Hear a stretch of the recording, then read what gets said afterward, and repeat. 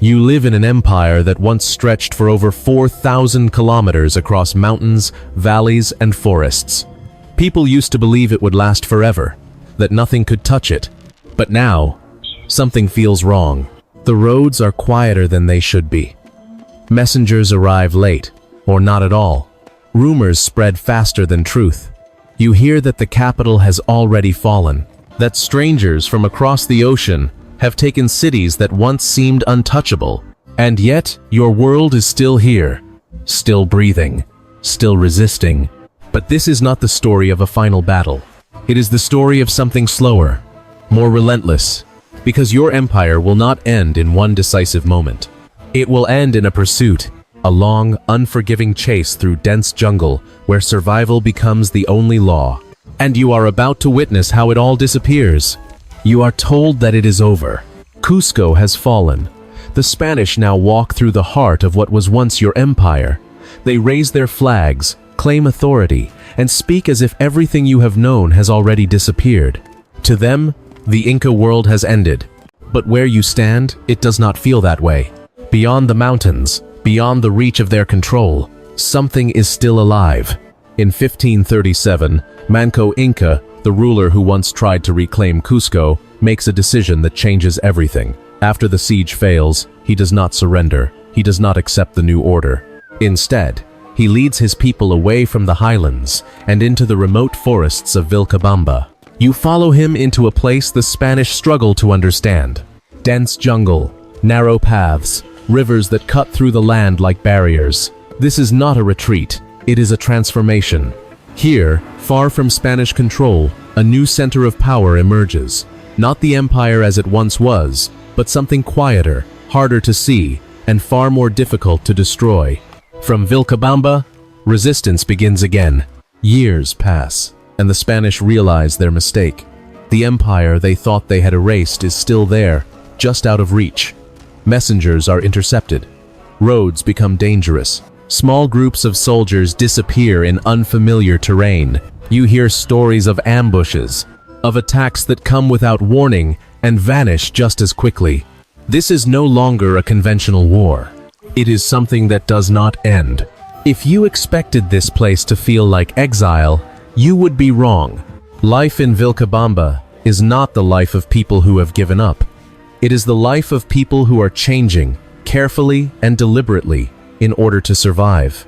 You begin to notice something unusual. Objects that do not belong to your world start to appear.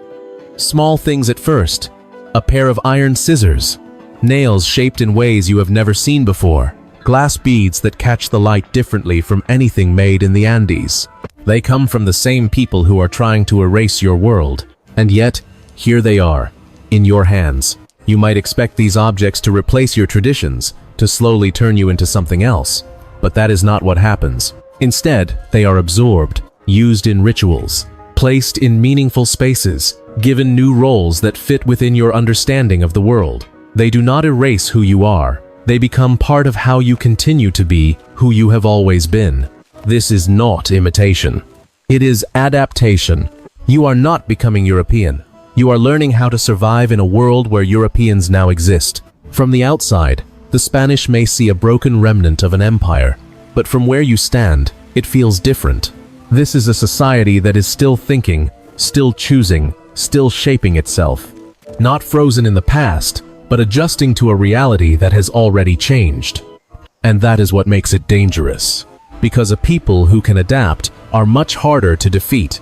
For years, you live in a fragile balance. There are moments when it feels like the conflict might settle into something quieter. Not peace, but distance. An understanding that both sides will remain where they are. But that balance depends on something delicate. Communication, timing, control. And then, in 1571, everything begins to shift. The Sapa Inca, Titucusi, Dies. From where you stand, the transition is uncertain. Power does not pass instantly. There are questions, movements, decisions being made behind the surface. His brother, Tupac Amaru, becomes the new ruler, but the change is not yet fully known beyond the borders of Vilcabamba. At the same time, far from you, the Spanish are also preparing to act. A new viceroy, Francisco de Toledo, has arrived with a clear objective. He does not want coexistence, he wants resolution, complete and final. He sends ambassadors toward Vilcabamba, expecting negotiation, or at least submission. But the message does not land the way he expects. At the frontier, those ambassadors are killed by an Inca captain. The exact confusion of that moment may never be fully understood from your side. Orders, misunderstandings, fear, or assumption. What matters is what follows. Because for the Spanish, this is not just an incident. It becomes justification. From their perspective, it is a violation of diplomatic law, a line that has been crossed. From where you stand, it feels different. It feels like something irreversible has just happened. On the 14th of April 1572, the decision is made. War is no longer a possibility. It is declared. And this time, it is not about control or pressure. It is about ending everything that still remains of your world. You hear them before you ever see them. Not voices, not footsteps. A sound that does not belong to your world. A deep, violent thunder that echoes through the valley and rolls across the mountains. It is not the sky. It is something brought here by the people advancing toward you. The Spanish are coming. This time, they do not come alone.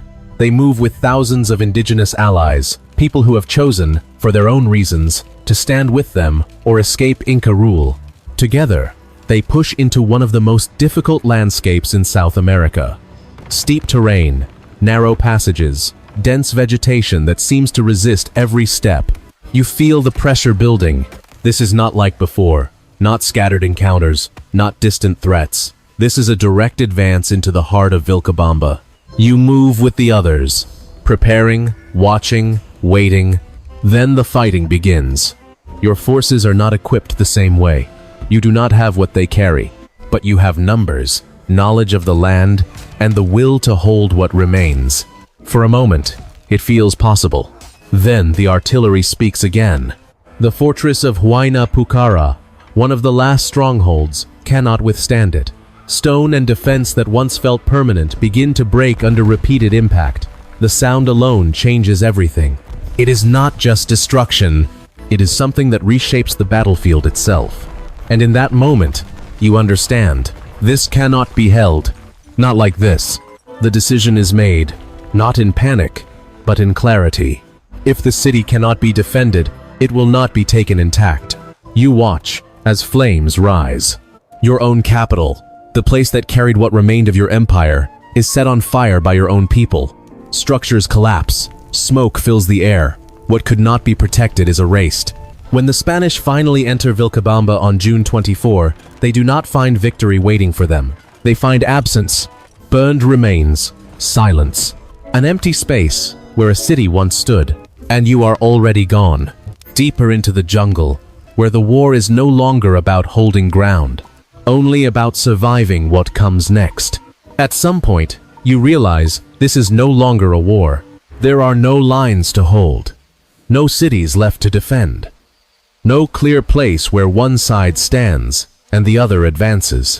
What remains is movement. You are retreating deeper into the jungle, following rivers, crossing terrain that feels endless and unforgiving. The air is heavy with rain. The ground never fully dries. Every step takes more effort than it should. Food becomes uncertain. Illness spreads quietly. Time begins to lose its meaning. And behind you, they are still coming. Not an army in full formation, but smaller groups. Faster, focused, determined to follow, to track, to close the distance. This is no longer conquest. It is pursuit. You hear fragments of what is happening. Groups splitting apart to survive. Families moving separately, leaders trying to stay hidden, hoping distance will become protection. But the jungle does not hide everything. The Spanish follow the rivers. They move along paths that cannot be erased.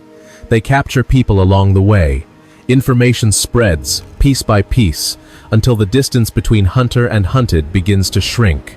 And eventually, it reaches him. Tupac Amaru is found not in a final stand, not in battle, but in exhaustion. The journey has taken its toll. Those with him are worn down, weakened by the same conditions you feel around you. He does not abandon the people with him. Among them is his wife, pregnant, unable to move quickly enough to escape what is closing in. He could have gone ahead. He does not. When the Spanish finally reach them, there is no dramatic clash, no last moment of resistance that changes the outcome. Only the end of a long chase, and with it, the capture of the last ruler of your world. You are brought back to Cusco, not as it once was, but as something changed, controlled, watched.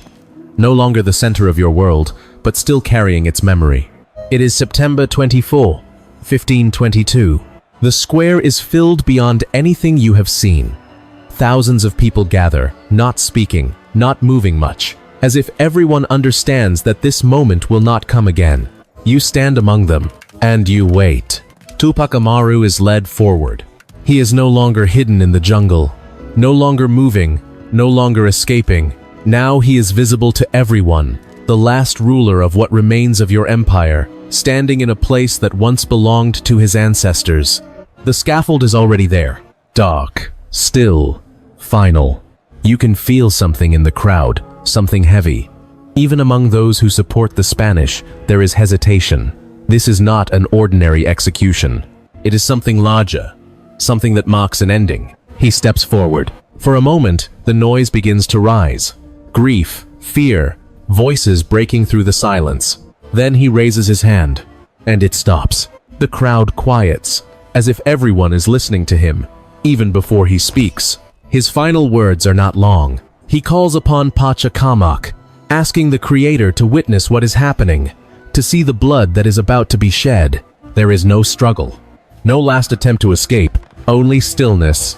And then, it happens. A single motion, and everything changes. You might think this is where it ends. The last ruler is gone. The resistance is broken. The capital has been destroyed. From the outside, it looks complete, final, irreversible. And that is exactly what the Spanish believe. They have taken the land. They have executed the king.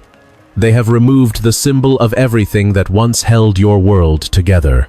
But where you stand, it does not feel finished, because something remains that cannot be cut down or burned away. After his death, a belief begins to spread.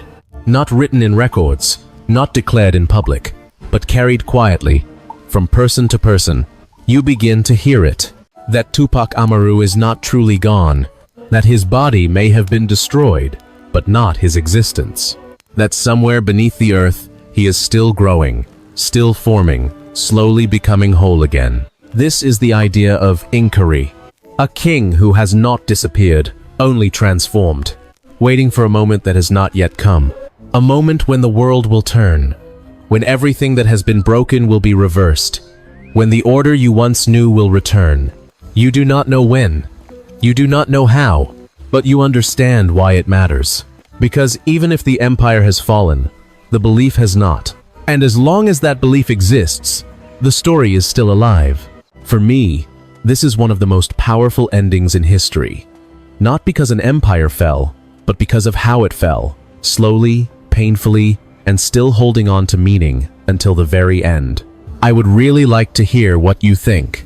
Do you believe this was inevitable, or could it have ended differently? Share your thoughts below, and if you want more stories like this, subscribe to When History Broke.